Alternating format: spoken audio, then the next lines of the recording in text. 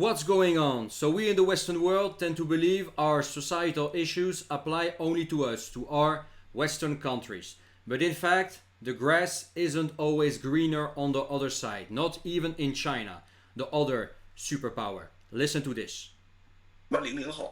Why don't young people in China want to get married or have children nowadays? The young people born after the year 2000 in China really see things clearly.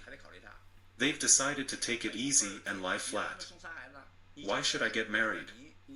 To continue the family line? What are the consequences of getting married? Working hard every day to earn money, being frugal with spending on myself, and having to think about the future of my children. It's not that they don't want to take responsibility, they simply can't. So this already reminds me the Western world a lot, okay?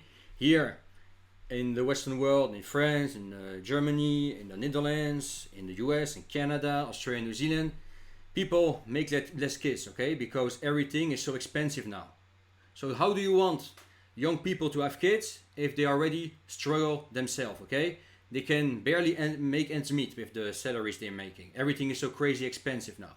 So of course, it's not that they don't want kids, okay? Some of them don't want kids, okay? But most of them, I believe, they want kids, but they simply can't because their life is too unstable. They don't make enough money, you know, they don't see a light at the end of the tunnel. That's the problem. And it is the same in China. You expect them to have 3 children when they earn 100,000 yuan a year? It's already tough for 2 people to raise 2 kids on that income. Of course, 100,000 yuan a year, that's roughly, it's not even 15,000 USD per year, okay? And China isn't cheap nowadays, okay? It used to be cheap 15, 20 years ago, but now Chinese prices aren't that low anymore, okay? So of course it is difficult. How do you want to have kids if you don't make enough money to feed them, okay? Makes sense. It's the same in China, guys. The same in China, okay? Make no mistake. In simple terms, although the standard of living has improved, people lack ideals and goals. Life has become very difficult, and they can't save money. It's not that they don't want to save, but they simply can't. Not working for a day means no income for that day. How scary is that? Very scary. In the future, China might only have 500 million people. Housing won't be a problem, and there will be no need to worry about choosing schools. But these are deeper issues, ones I won't see resolved in my lifetime. Do you think raising children in China can ensure support in old age now? I believe raising children can no longer ensure support in old age. What are the children like in China now? They are like my grandfather, acting very selfishly. Selfish. Here we go again. Here in the Western world, young people are selfish. And I don't blame them for that, you know, because in this society you can only be selfish, okay? So our generation, I'm almost 40 years old, we are less selfish, but still, you know, I can't blame them for that, you know, in this fucked up society. Oh, of course you're selfish. You have to think about yourself first, okay? If you're struggling yourself, how can you think about others? Makes sense, okay? And it is the same in China and in some other countries, but here we speak about China. They have been selfish since childhood. Nowadays, the upbringing and education of China's only children are almost the same. Are there any rules? Any proper education? It's just about raising them. In the past, even when we were poor, we were very filial to our parents. But look at now, any good food is given to the children, and a group of people watch. Isn't it always like this? You insist on demanding filial piety from the children, but how can they be filial? The whole family is spoiling one child, so can you blame the child? That's not right either, so I think it's okay. So yeah, they had a few years ago, 10 years or 15 years ago still, they had a one child policy in China. So of course, if you have got one child only, you tend to give everything to one child, and they become spoiled because they think everything is easy, everything, you know, is due to them. That's the problem. So that's another typical China problem, okay? Okay, and I've come to terms with it. Look at us elderly people now. We are not afraid of death, and we don't want to use various medical means and drugs to prolong life. We suffer ourselves and burden our children in my family. I've set rules for my children, so they don't dare to go too far with me. The money I have saved, I don't give it to them, so they visit me often. If you don't agree with my approach, then try giving all your savings and house to your children, and see if they still come to visit you. This is crazy, okay? So yeah, long story short, if you give everything to your children, they basically don't need you anymore, so they don't come visit you later on when you're old, because they have got everything already. They don't need you anymore. That's the problem they have here in China, okay? Yeah, selfish. No better than in the Western world, guys, okay? Some people online, they dream about your BRICS, China, Russia, and so on. Let me tell you, it's the same shit. It's the same, okay? It's just cheaper, okay? If you make euros, USDs, of course, it's cheaper, especially in Russia or in India. It's cheaper to live there. But other than that, for the locals, the problems are roughly the same now, okay? Same problems, same societal problems. 讯息都没欺骗了。 Do you think it's necessary to marry a beautiful wife? I disagree with that viewpoint. If a wife is too beautiful, many people will have designs on her. On the other hand, a less attractive wife is like a treasure at home, avoiding many troubles. A beautiful wife can attract all sorts of problems. Some people might even have designs on her at her workplace, whether they are colleagues or supervisors, regardless of whether they are married or not. To live a peaceful life, it's better to choose a wife who isn't overly attractive. This way, even when you're not at home, no one will bother your wife. I agree with that, you know. So I'm not saying get a ugly wife, but don't get a bimbo either, okay? If you pick, you know, a woman on Instagram, you know, a model, or you know, this kind of woman who like to show their boobs, their ass to the entire world online. Of course, these kind of women are sources of problems, okay? You don't want them in your home, okay? They are enough for a one night stand, but not to be a wife, okay? A wife should be more stable. Of course, she has to be attractive, but she don't get the bimbo, you know. Don't get the most beautiful wife you can get, because most likely, if she's very beautiful, if she shows her beauty to everybody, you will have problems with her. Because she won't be stable. She won't make a good wife, and there will be a lot of men, you know, always looking to talk to her or to get her, and that's a source of problems. You want your family to be stable and to live in harmony. In my opinion, what should you look for when marrying a wife? You should find someone who is understanding and can empathize with you. With these qualities, marital life will be stable and happy. Yeah, 100% agree with that, okay? Don't only go for the looks. Looks are important, I get it, of course. I'm not saying get an ugly wife, but still, most important is her behavior, who she is as a person, okay? That's the most important. Do you enjoy your time being with her? Do you like being with her, okay? That's the most important for a long-term relationship. I mean, I agree 100% with this guy. 他们都说年轻人要多吃点苦。 They always say that young people should endure some hardship. How do you view this perspective? Why do people come into this world? Is it just to suffer? Everyone says one should work hard to get rich, but if that's the case, farmers would have become wealthy long ago. Again, I 100% agree with that, okay? You should work smart, not only work hard. Because otherwise farmers would be billionaires. They work very hard, okay? I meet them every day here where I am in the countryside, in the French countryside, okay? And they aren't rich. They are struggling, okay? But they are hard workers for sure, okay? You have to be smart, and luck is still involved. Some people are just lucky, okay? They got money from their parents, or they were at the right time in the right place, and they are lucky, and they got there because it was just dumb luck, okay? So never underestimate that. it's not only about hard working. You should work, but still you have to be smart and have some luck as well.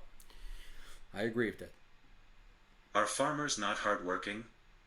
In fact, they are the ones who suffer the most. Of course. Some say young people must struggle, not just pursue high salaries, but choose low-paying jobs to toughen themselves up. But who are these people saying these things? They're just talking without experiencing it. Go ahead, cut their salaries by $1,000 a month and see how they like it. I agree. They enjoy the dividends brought by their parents and then turn around and tell you that success comes with hard work. How can I work hard like them?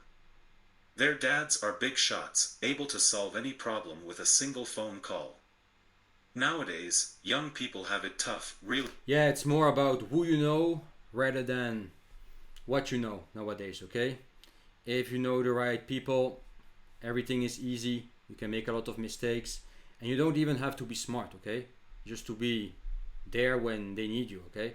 So it's not about, about what you know. You're either very talented, or you're an entrepreneur, you're taking risks, or you know the right people nowadays. No matter where, here in the Western world, or in China, or in Russia, all the same. It's the same system. Really tough. You say we should save some money, but it's impossible to save anything. A day without earnings means no income. How terrifying is that situation? 觉得读书能改变命运吗？ Do you think studying can change your fate? I don't think so. Without connections, Here we go. studying won't change your fate. For those with family connections, a single phone call can solve any problem. Agree. Unless you are exceptionally outstanding in a specific field, how can studying change your fate? Nowadays, university graduates in China are often unemployed. When we graduated, factories were eager to hire us. Today's university graduates can't compare to those from the past. Yeah, I agree with that as well, okay? Nowadays, if you want to make good money pretty quickly, learn a trade. Become a plumber or a welder or go into, construction or become a mechanic, open your own business. But don't go to college, for sure. Don't get a degree. It's useless, okay? You can learn anything by yourself online now. And if you want to learn how to code, if you want to launch your online business, you learn everything on your own, online. It's cheaper, faster. And degrees nowadays, they aren't worth much, okay? I went to college, and my degree isn't worth much. I don't give a fuck about my degree. I don't even think about it anymore. It's the past and useless.